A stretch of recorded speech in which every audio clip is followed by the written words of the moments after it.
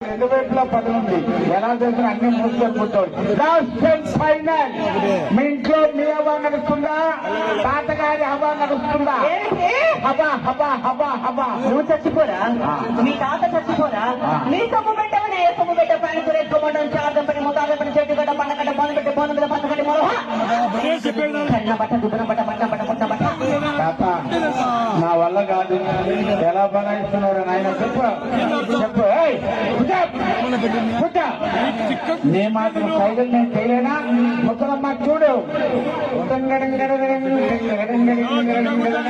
ఏంటి నీకు పైసా?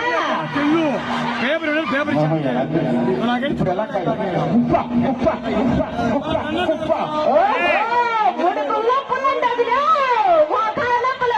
తప్పైపోయింది తాత.